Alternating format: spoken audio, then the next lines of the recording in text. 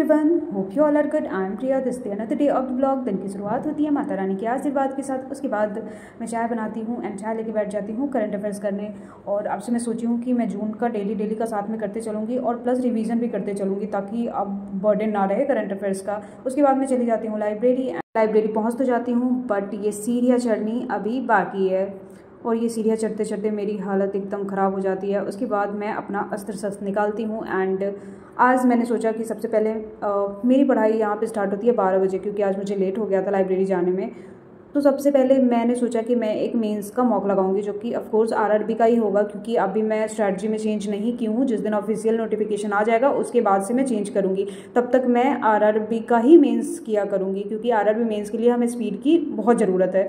तो यहाँ मैं बैठ के वही आरआरबी पीओ मेंस का टेस्ट लगा रही हूँ। और आज मुझे टेस्ट लगाते हुए पता लगा कि मेरी स्पीड काफ़ी स्लो हो गई है। मतलब रीजनिंग टाइम तो ऐसा हो गया था, कोडेड इनक्वालिटी थे उसमें मुझे इतना टाइम लग रहा था। मतलब मैं प्रॉपर डायग्राम बना ली हूँ, उसके बाद भी मैं इतना स्लो नोट डाउन कर रही हूँ, ऐसा लग रहा था जैसे मैं प्रैक्टिस कर रही हूँ। टाइमर चल ही नहीं रहा है। इस चक्कर में मेरे रीजनिंग में काफ़ी कम अटैम्प्ट हुए। उसके बाद तो कंप्यूटर सेक्शन था तो उसमें तो ठीक है, जो समझ में आया मैं उसको टिक की, और इंग्लिश भी ठीक था। और सेम मेरे साथ मैथ्स में भी हुआ। मतलब वहाँ भी मेरी स्पीड वैसी हो गई थी।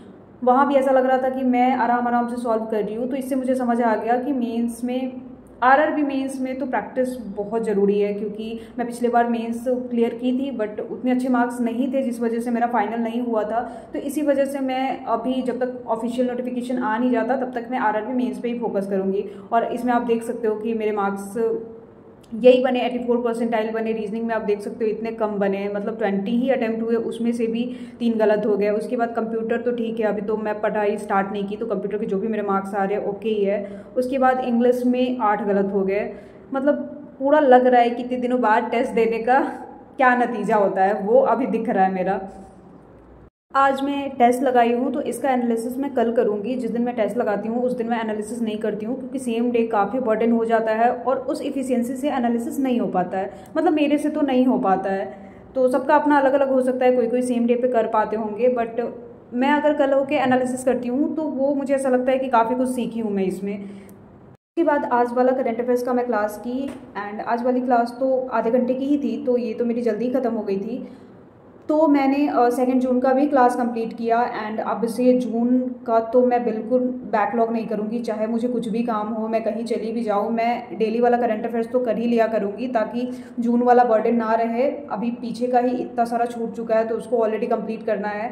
और यहाँ मैं करंट अफेयर्स ऐसे ही रीड करती हूँ लिख के, ताकि मुझे नींद ना आए, क्योंकि करंट अफेयर्स करने टाइम मुझे काफ़ी नींद आती है। और ये मैं डेली बताती हूँ ताकि जिनको भी नींद आती हो करंट अफेयर्स देखने टाइम, तो वो ये वाले ट्रिक फॉलो कर सकते हैं। तो ये 2 जून का भी मैं कर ली थी साथ में। उसके बाद मैं एडिटोरियल करती हूँ, जो कि मैं हमेशा निमिषा मैम से करती हूँ। मैं एडिटोरियल का पूरा क्लास देखती हूँ, मतलब मैं वोकैब पार्ट भी देखती हूँ एंड जो भी 2 आर्टिकल मैम कराते हैं मैं उसको भी रीड करती हूँ। ऐसे ही मैंने सोचा था कि मैं अलग से न्यूज़पेपर भी पढ़ूंगी, बट वो मेरे से अभी हो नहीं पा रहा है। मतलब ऐसा रह रहा है कि अभी ये सारे टारगेट कंप्लीट करने में ही मेरा टाइम चला जा रहा है। तो जिस वजह से मैं अभी ऐसा सोचती हूँ कि नहीं, कम से कम इस क्लास को पूरा देख लूँ, ताकि 2 आर्टिकल तो मैम कराते ही हैं तो वो तो रीडिंग हो जाएगी। अगर किसी भी दिन इंग्लिश का टेस्ट नहीं लग पा रहा है तो इस क्लास में एवरीथिंग है। तो मुझे ये क्लास बहुत ज़्यादा बेनिफिशियल लगती है खुद के लिए। उसके बाद मैं फिर से करंट अफेयर्स करती हूँ, जो कि 1 जून की PDF आ चुकी थी SK मॉकड्रिल से। तो वो मैं रिवीजन टाइम इसी को फॉलो करती हूँ। इसी वजह से मैंने सोचा कि मैं साथ में इसको भी करते चलूँ, ताकि रिवीजन का भी बर्डन ना रहे, मेरा रिवाइज भी होते चले।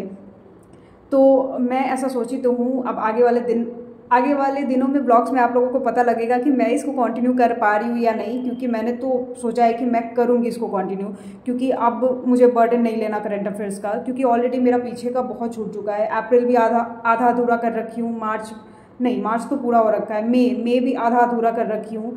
तो अभी जल्दी से जल्दी पीछे वाले को भी कंप्लीट करना है। उसके बाद मैं आ जाती हूँ घर। आज घर पे मुझे काफ़ी सारा डिश बनाना था। मतलब मैं डेली डिनर प्रिपेयर तो करती हूँ, बट आज साथ में कुछ एक्स्ट्रा भी मुझे बनाना था, और वो अभी आप सबको शो कर रही हूँ। कच्चे आम की मुझे खट्टी मिट्टी भी बनानी थी, तो खट्टी मिट्टी तो मैं बहुत बारी बना रखी हूँ, लेकिन आज मैं एक नया डिश ट्राई कर रही थी, चटनी बनाने का, जो कि वो भी कच्चे आम की ही बनती है।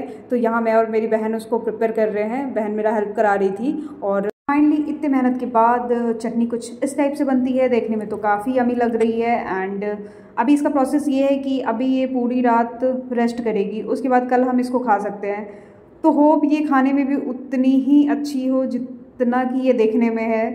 तो यही रहा मेरा आज का डे। अब तो मेरा बिल्कुल भी कुछ भी हिम्मत नहीं कर रहा है कि मैं फिर से पढ़ाई करूँ, बट मैं कल से ट्राई करूँगी कि मैं घर आके भी पढूँ, क्योंकि अभी मेरी क्लासेस नहीं हो पाई आज। जैसे कि मैं मैथ्स मेंस का क्लास लगाती हूँ, वो मेरा नहीं हुआ, जो कि मुझे डेली बेसिस पे उसको करना है कंप्लीट।